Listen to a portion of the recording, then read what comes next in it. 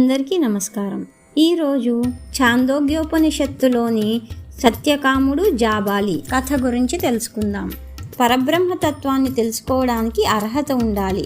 అది ఎవరికి పడితే వారికి చెప్పేది కాదు. ఎన్ని సంవత్సరాలు గురువు దగ్గర సేవించినా అర్హత సంపాదించనిదే అది చెప్పబడదు. ఈ రకంగా సత్యకాముడు గురువు దగ్గర నుంచి బ్రహ్మజ్ఞానాన్ని పొందడానికి ఎలాంటి అర్హత సంపాదించుకున్నాడో ఈ కథ ద్వారా తెలుసుకుందాం. జాబాలి అనే పేరు గల స్త్రీ ఒక దాసి. యవ్వనంలో ఉండగా అనేక గృహములలో పనిచేసి సేవ చేసింది. అప్పుడు ఆమెకు ఒక కుమారుడు కూడా కలిగాడు. కాలక్రమేణా జాబాలి కుమారుడు పెరిగి పెద్దవాడయ్యాడు. కుమారుడు విద్యాభ్యాసం పూర్తి చేసి బ్రహ్మజ్ఞాన సంపాద్యం చేయాలనుకున్నాడు. ఆ రోజుల్లో గౌతమ మహర్షి వేదాంగ విదుడు, బ్రహ్మజ్ఞాన వేత్త. జాబాలి కుమారుడు మహర్షి వద్దకు వెళ్ళి నమస్కరించి విద్యను బోధించమని అడిగాడు. ఆ మాట విన్న గౌతముడు విద్యార్థిని చూసి, నీ తండ్రి ఎవరు, గోత్రము ఏమిటి అని అడిగాడు. ఆ విషయాలు తనకు తెలియదని కన్నతల్లిని అడిగి తెలుసుకుని వస్తానని చెప్పి ఇంటికి వెళ్ళి, అమ్మ, నేను బ్రహ్మచర్య దీక్ష తీసుకోవాలనుకుంటున్నాను. మన గోత్రం ఏమిటి, నా తండ్రి ఎవరు, ఈ వివరాలు నాకు తెలియజేయి అని అడిగాడు. అందుకు జాబాలి, నాయన, నేను యవ్వనంలో ఉండగా అనేక ఇళ్ళు దాసిగా పనిచేశాను, అనేక చోట్ల తిరిగాను, అనేక మందిని సేవించాను, నిన్ను కన్నాను. కానీ నీ తండ్రి ఎవరో నాకు కూడా తెలియదు, అలాగే గోత్రం కూడా తెలియదు. కానీ ఒక్కటి మాత్రం నిజం, నీ పేరు సత్యకాముడు, నా పేరు జాబాలి. గురువు గారికి కూడా ఇదే మాట చెప్పి, ఈ మాటలు విన్న సత్యకాముడు గౌతముడి దగ్గరికి వెళ్ళి తల్లి చెప్పిన మాటలు యథాతథంగా వివరించాడు. ఆ మాటలు విన్న గౌతముడు చాలా ఆనందించాడు. ఉన్నది ఉన్నట్టుగా చెప్పినందుకు సత్యకాముడిని, జాబాలిని కూడా పరిపరి విధాలుగా ప్రశంసించి సంప్రదాయబద్ధంగా సత్యకాముడికి బ్రహ్మ విద్యా దీక్ష ఇచ్చాడు. సత్యకాముడు బ్రహ్మచర్య దీక్ష స్వీకరించి ఆశ్రమవాసి అయ్యాడు. ఆశ్రమంలో చాలా రోజులు గడిపిన తర్వాత ఒకరోజు గౌతమ మహర్షి సత్యకాముడిని పిలిచి 400 చిక్కిపోయి వట్టిపోయిన ఆవులను, ఆంబోతులను అప్పచెప్పి, సత్యకామ, వీటినన్నిటినీ తోలుకుని వెళ్ళి జాగ్రత్తగా కాపాడు. వీటి సంఖ్య 1000 అయ్యే వరకు తిరిగి రాకు అన్నాడు. గురువు దగ్గర విద్యను అభ్యసించడానికి 3 మార్గాలున్నాయి. ఒకటవది గురువుకు సేవ చేసి విద్యను నేర్చుకోవడం. రెండవది గురువుకు తగినంత ధనం ఇచ్చి విద్యను నేర్చుకోవడం.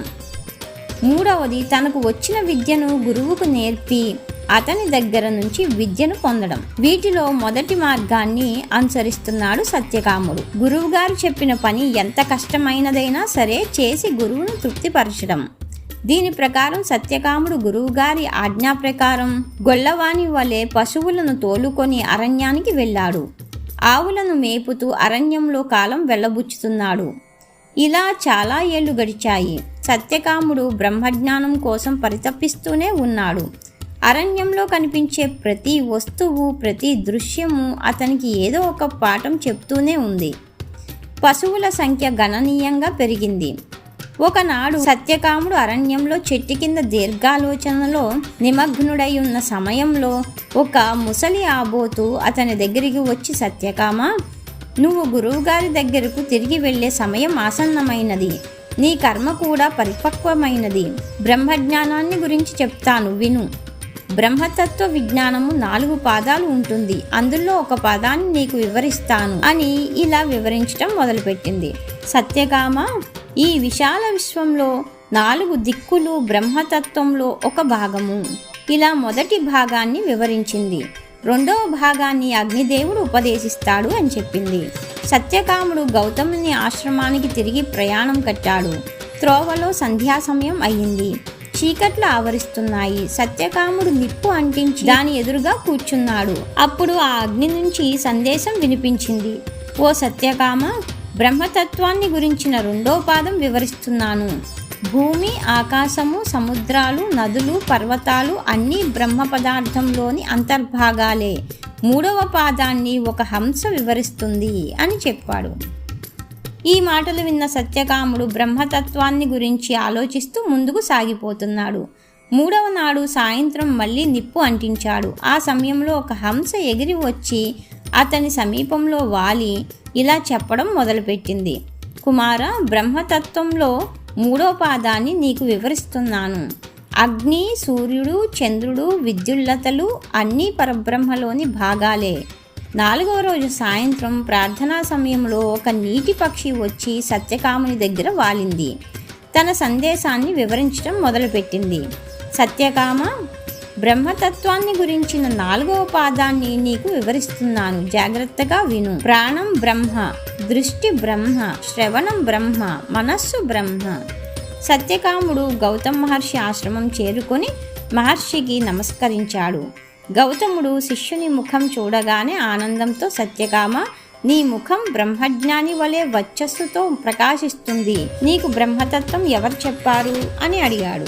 దానికి సత్యకాముడు, స్వామి, మానవేతరములైన జీవరాశుల వల్ల బ్రహ్మతత్వాన్ని తెలుసుకోగలిగాను. మీరు కూడా అనుగ్రహించండి. గురువర్య, గురోపదేశం లేకపోతే విద్య ఫలించదు అన్నాడు. ఆ మాటలకు గౌతముడు చాలా సంతోషించి సత్యకాముడికి సర్వ విజ్ఞానాన్ని ఉపదేశించాడు. ఈ రకంగా పరబ్రహ్మతత్వం 4 పాదాలుగా ఉంటుంది. మొదటి పాదాన్ని ఉపాసించిన వారు మరణానంతరం ఉత్తమ లోకాలకు పోతారు. 2వ పాదాన్ని ఉపాసించిన వారు అనంత గుణ సంపన్నులవుతారు. 3వ పాదాన్ని ఉపాసించిన వారు తేజోవంతులై తేజోలోకాలకి పోతారు. 4వ పాదాన్ని ఉపాసించిన వారు ఈ లోకంలో మంచి ఆశ్రయం పొంది మరణానంతరం కోరిన లోకాలకు పోతారు అంటూ సత్యకాముడు, జాబాలి కథ వివరించబడింది.